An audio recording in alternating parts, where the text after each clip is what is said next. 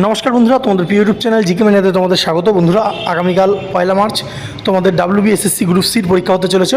তো এই পরীক্ষা দিতে যাওয়ার আগে বেশ কিছু জিনিস তোমাকে মাথায় রাখতে হবে। তো আজকে সেগুলোই আমরা তোমাদের সামনে তুলে ধরবো। একে একে ওএমআর শিট কীভাবে ফিল আপ করবে, কিংবা কী কী ইনস্ট্রাকশন আছে গুরুত্বপূর্ণ, কীভাবে কোনটা আগে করলে ভালো হয়, প্রত্যেকটা জিনিস কিন্তু আমরা এই ভিডিওর মাধ্যমে দেখব।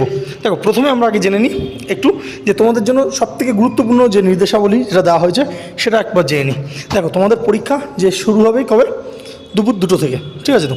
তো তার আগে রিপোর্টিং সময় বলছে সকাল 10টা এবং গেট বন্ধ 11টা 45।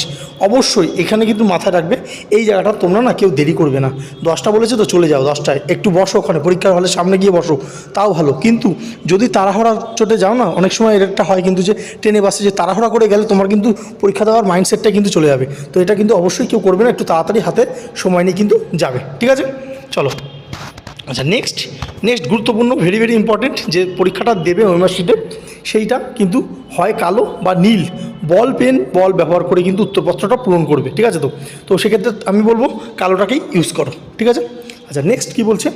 নেক্সট বলছে দেখো, যে প্রার্থীকে অবশ্যই একটি বৈধ সরকারি ফটো আইডি প্রুফ নিয়ে যেতে হবে। কী তুমি প্যান কার্ড নিতে পারো, ড্রাইভিং লাইসেন্স নিতে পারো, বা ভোটার আইডি কার্ড নিতে পারো, বা আধার কার্ড নিতে পারো।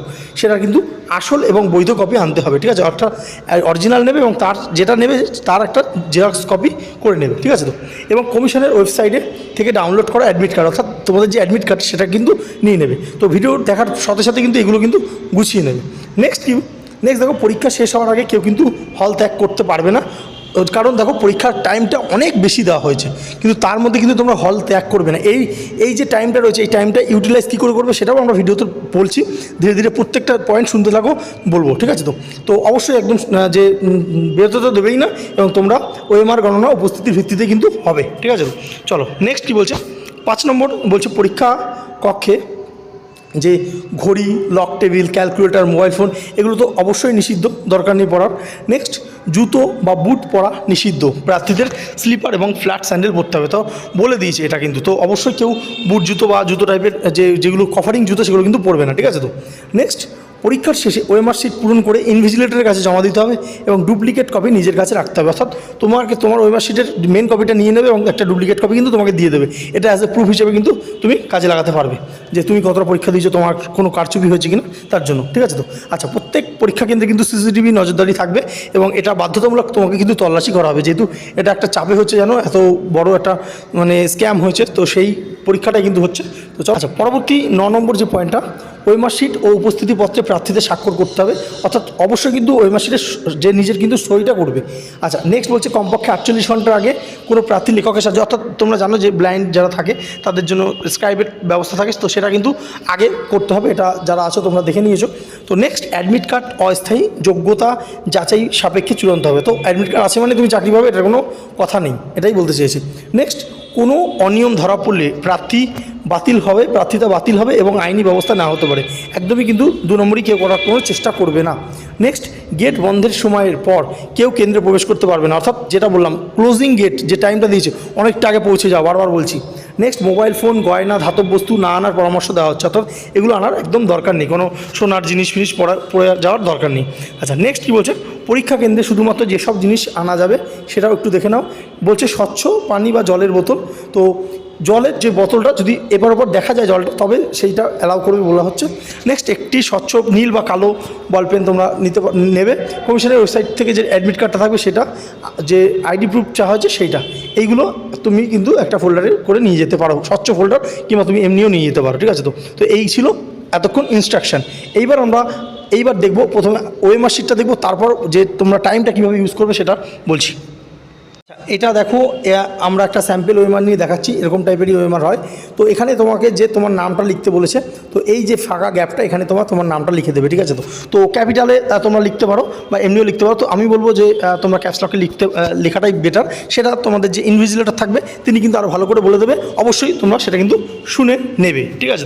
আচ্ছা, দেখো, তারপর এখানে তোমরা যে জিনিসটা করবে, এখানে হচ্ছে তোমাদের কি করতে হবে, রোল নাম্বারটা লিখতে হবে। এবং এই রোল নাম্বার, মনে করো এখানে যদি এক লেখো, এখানে যদি এক লেখো তাহলে এই একের ঘরটা এরকম গোল হবে, একের ঘরটা পুরো গোল হবে, ঠিক আছে? তো পুরো ভালো করে গোল করবে, এটা আমরা যেহেতু হাতে করতে পারলাম না ঠিক করে, তো এরকমভাবে কিন্তু গোল করতে হবে, ঠিক আছে?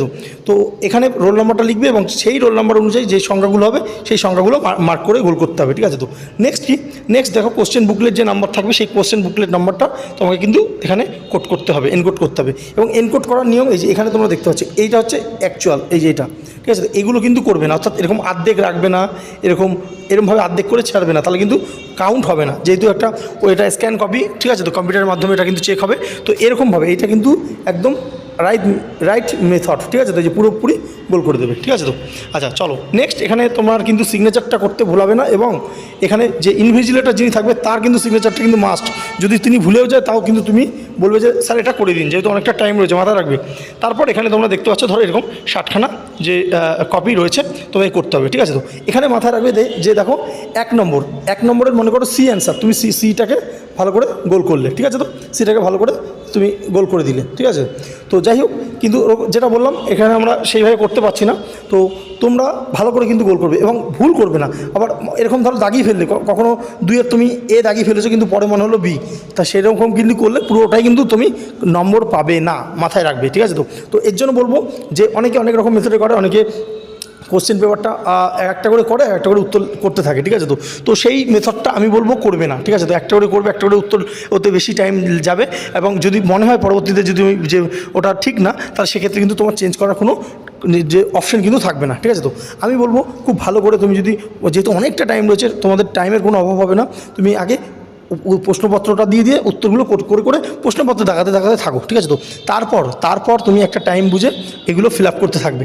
ওই সময় যদি কোনো প্রশ্ন মনে করো যে তুমি একটা পাতায় ধরো 5টা প্রশ্ন আছে, তার মধ্যে 3 নম্বর সবকটা উত্তর তুমি জেনুইন জানো, তো জেনুইন দাগিয়েছো, 3 নম্বর উত্তরটা তোমার কনফিউশন লাগছে, তো ওই 3 নম্বর উত্তরের পাশে তুমি কী করবে, এরকমভাবে কোশ্চেন বুকলেটে এরকমভাবে গোল করে দেবে, যে ওটা তুমি পরে ভাববে, পরে ভাবার জন্য ওটা, ঠিক আছে? তো কিছু প্রশ্ন আছে কিন্তু পরে ভাবতে হয়, যে তুমি দুটো অপশনের মধ্যে তোমার গোলমাল হচ্ছে, সেই ক্ষেত্রে কিন্তু তোমাকে ভাবতে হবে পরে, তো ওরকম করে গোল করে বেরিয়ে যাবে, ওইখানে কিন্তু সেই সময় টাইম দেবে না।